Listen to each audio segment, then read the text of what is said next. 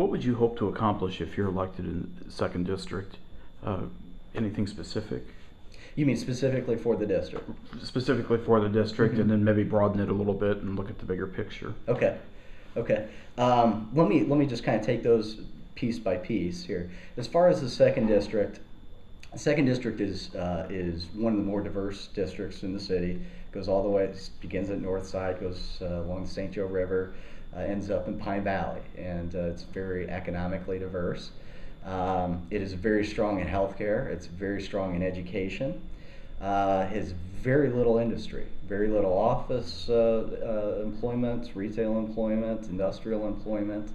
And as I drive the district, even just in my sign placements, I've realized, oh my goodness, there aren't many commercial locations where people are employed where you want to put a Yale for Council sign. It's primarily residential with a little with healthcare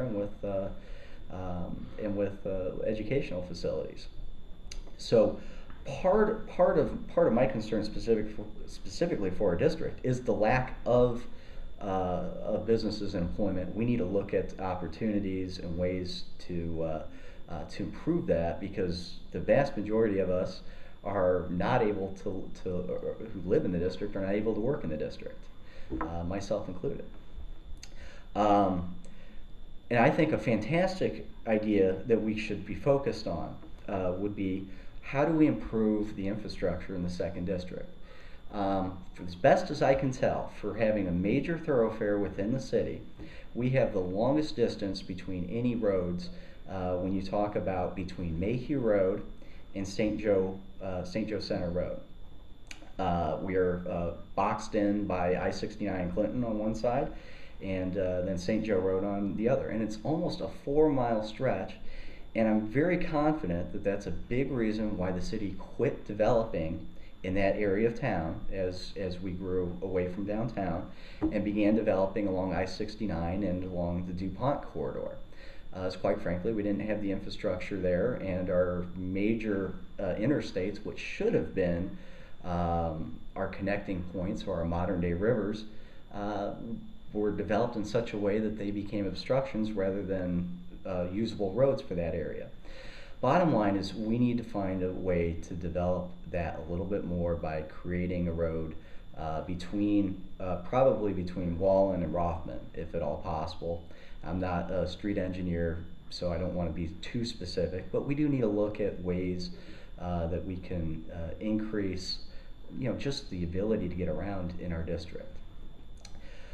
Second of all, a lot of the second district has obsolete infrastructure, and we've seen that. Especially, as I mentioned last night, that was the main thing that my constituents talked about, was how poor the roads in Pine Valley were. I would like to see us maintain our infrastructure, especially in the second district. Switching gears then, you asked what are a couple unique things that I want to bring to the City Council. One unique idea that I'm very excited about is the mayor and the City Council have no input on education. And obviously people are very, very concerned about education, and I have an idea that I'm just excited about, and I like talking about. When I was in high school, Marty Wright came into Concordia and dedicated a cadet drive, which was a little tiny alleyway behind our school. Basically, it was the silliest thing ever. But I still remember this day thinking, wow, we're special.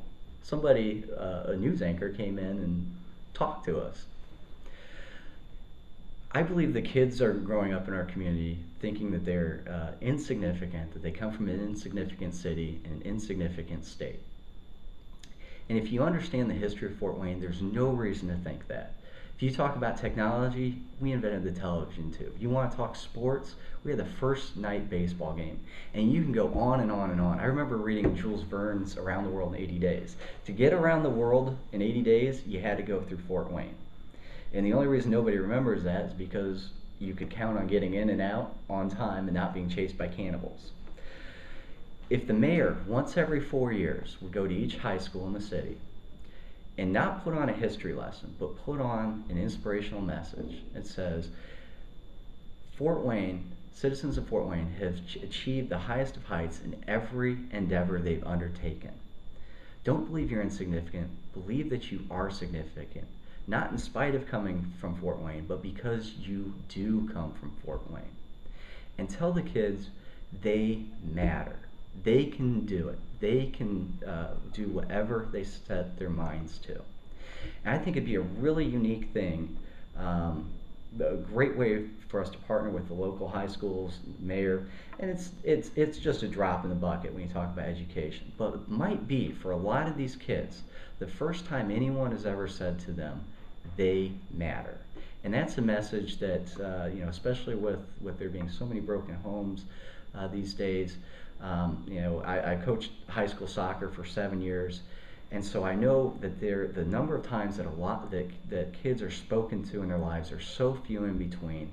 I think it'd be a great way to maybe just give a little help, just a little nudge, and just let the kids know that they can dream big.